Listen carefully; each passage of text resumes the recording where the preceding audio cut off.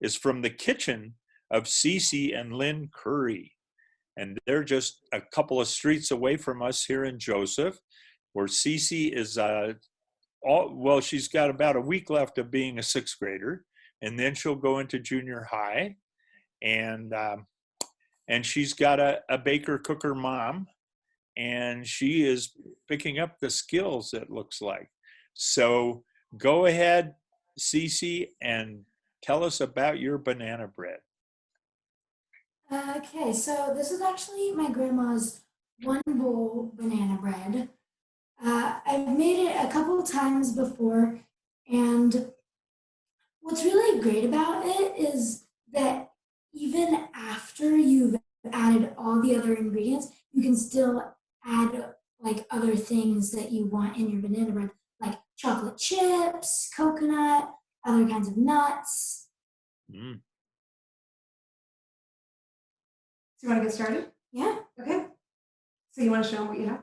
So in this bowl, I have 3 bananas that I am going to be mashing before I add any of the other ingredients. Yeah, so when we were thinking about what to make today, banana bread has really taken off because everyone has these lying around, and you can't waste any food when we're on quarantine. We don't want to go to the store, so we want to make use of those. And while, sometimes we'll peel these and throw them into the freezer for a smoothie, we definitely love our homemade banana bread. Really easy to make. One of the other things about this recipe that's great, you can substitute any type of flour. We're going to use all-purpose flour today, but I love to use like oat flour or spelt. You can use whole wheat pastry flour. You can use any gluten-free flour because you don't need gluten in this bread recipe because it's a quick bread, unlike yeasted bread. Okay, so now the bananas are all mashed, and I'm going to add my melted butter. I have 1/3 cup of melted butter, which is 2/3 of a stick. So I'm just going to add this into my bowl of mashed bananas. And you could use any oil, so coconut oil, avocado oil, any vegetable oil you can substitute for the butter. And then I'm going to be adding 1/2 a cup of granulated sugar. And I've cut down the sugar a little bit from my mom's original. We like it sort of sweet, but not too sweet. And then I have 1 large egg that I'm going to be putting into this mixture.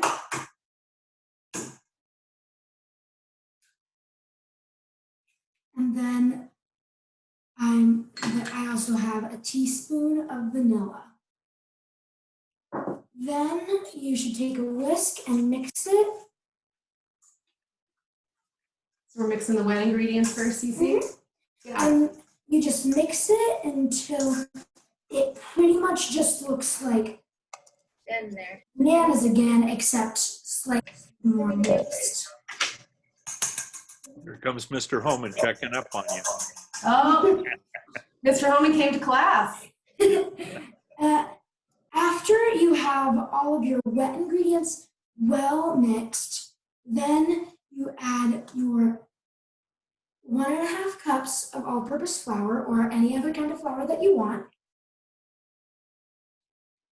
your 1 teaspoon of baking powder, and a 1/4 teaspoon of salt. Then you should take a rubber spatula and just mix it until all those dry ingredients are incorporated.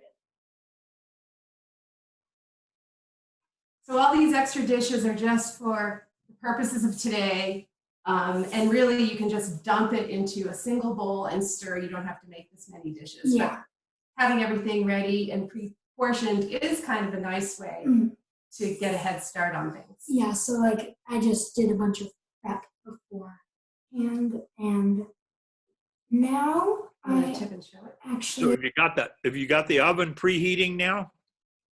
Yes, we do.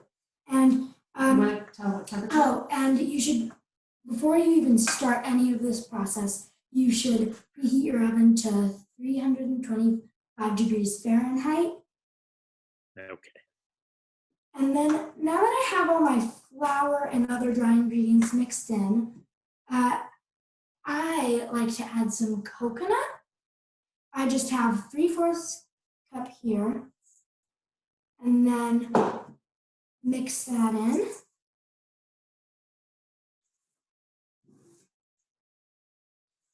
It kind of gives it a nice texture once it's baked. And then I also have 1 cup of milk chocolate chips, which I'm also adding to this. So this is a dessert banana bread. Yeah. You know, we're going extra special here. We've been doing this for a long time, so we need a treat. And the great thing about these add-ins, it doesn't matter how much quantity you have. If you have 1/2 cup of leftover toasted nuts, throw it in. Just the remaining bag of chocolate chips that didn't get eaten as a snack, you can add that in. So this amount is not important. What I like to do after adding all of those like chunkier ingredients is I like to stir it and then also fold it so that those extra ingredients are well dispersed throughout the batter, so you get a nice chocolate chip and some coconut in every bite. Okay, and here is my finished batter. You can see all the chocolate chips in there, and that is all you really have to do to make the batter. Then I have an 8 by 12 inch loaf pan. No, wait, I think this is, I don't know, 4 by 12? It's a standard loaf pan. Yeah, it's just like a standard But what size you put loaf inside? pan. And I greased it with like, you can grease it with butter or just like spray or oil or pretty much anything. And now I'm just going to add this in. And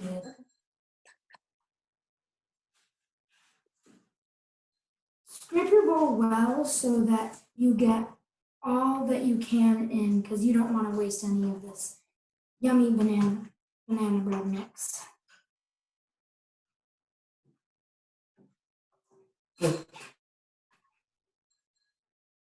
Okay, now that I've got all of my batter in here, I'm just smoothing it out into an even layer so that it bakes evenly. Because you don't want, it's okay if it's like not completely even, but you don't want it super like disproportionate, because if it is, it will bake more in some places and less in others. So now I've got it all smoothed out, and I'm going to pop this in the oven for about like 15 minutes. It takes a while to bake. So we're baking this a little bit lower. You can go ahead and standard. It's fine, just put it in. The standard baking temperature is 350, but bananas have a lot of sugars and a lot of bananas are really brown. Yeah. So we're doing a lower temperature. You don't have to say. Come here.